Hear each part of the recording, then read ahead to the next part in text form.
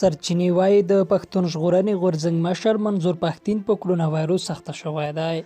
د پښتون ژغورنې غورځنګ غړو او فعالانو BBC ته منلي ده چې د غورځنګ مشر منظور پښتین په کرونا وایروس اخته شوی دی.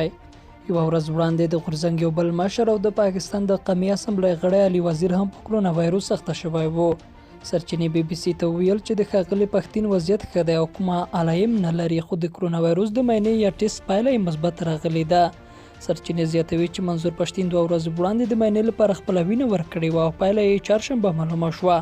سرچینې دا هم وایي چې ښاغلی پښتین د اوس لپاره ځان کرنتین کړی دی. پرون سهشنبه د غورځنګ بل مهم مشر او د پاکستان د قومي اسمبلۍ غړي علي وزیر هم اعلان کړی و چې په کرونا وایروس اخته شوی دی. د علي وزیر روغتیایي وضعیت هم ښه بلل شوی دی او د اوس لپاره یې ځان کرنتین کړی.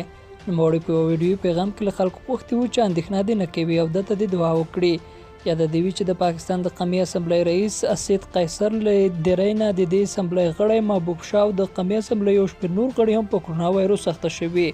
د پښتون ژغورنې غورځنګ یو بل مشر او د قومي اسمبلۍ غړی محسن داوړ BBC ته منلي چې د پاکستان د سنا مجلس او قومي اسمبلۍ د ګڼو غړو په اړه ګنګوسې دي چې په کرونا وایروس اخته دي، خو کره شمېره یې نه ده معلومه او رسما نه دي تایید شوي.